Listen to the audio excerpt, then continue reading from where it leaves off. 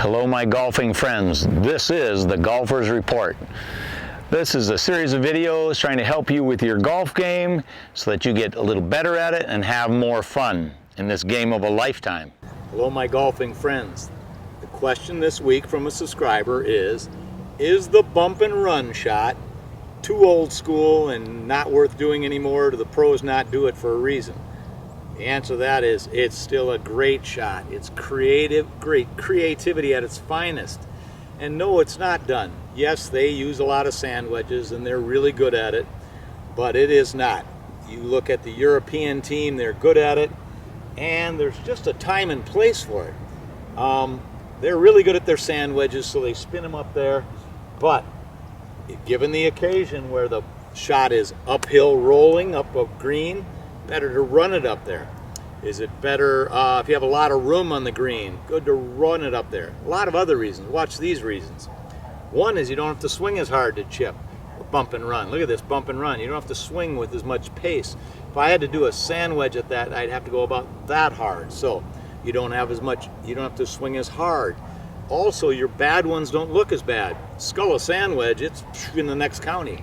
You do a bump and run and hit it a little wrong, it still bumps and it still runs. So your worst ones aren't as bad. And what's the other thing? It's simpler, fewer moving parts. Okay, so what are the keys to the bump and run? First of all, imagine it. See where you want it to land. When I say that, obviously, watch this ball, I toss it.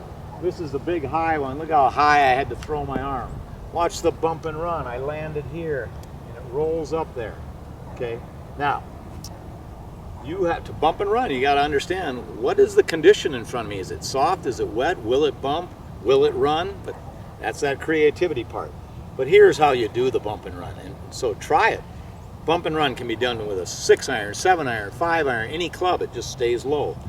The keys to it are, it's a low-to-low shot. Okay, so your club doesn't go way up in the air. You don't hinge your levers very much. The keys to it, again, some players will put their hands higher. What do I mean by that? Higher wrist.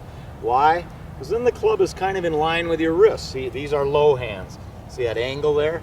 So bring your forearms up a little bit or wrists up, and the club will be in line with your wrists. Okay, then it moves a little bit more like a putter. Okay, stand tall and close to it. When you raise your hands, you may get the club up on its toe a little bit, and that's okay. Tiger Woods used to put it way up on its toe. Okay, and then you're just going to bump it.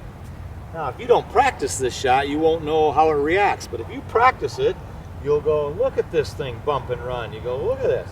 It bumps and runs up on that green. And so, knowing how it reacts off your 7 or 6. I also know this. You're not going to practice every club in the book. So find your favorite one, a 6-iron or 5-iron or 7-iron that you like bumping and running. And then practice it. So the bump and run, just impart a little pop on that ball. All you have to do is pop it, brush it, one of those words, and get it to land where you want. You got to play the break because it is going to play the ground a little more or be influenced by tilt. So play the break, stand there, rehearse it. How hard do I have to go? How hard do I have to go?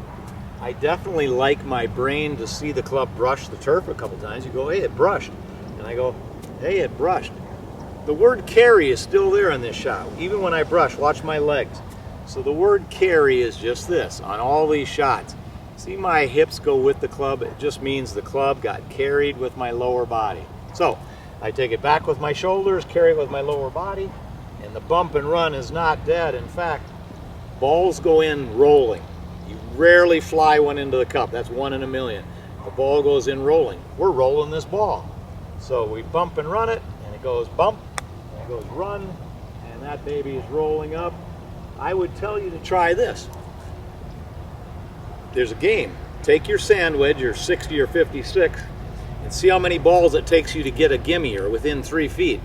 And then take your bump and run club and see how many balls it takes you to get within 3 feet.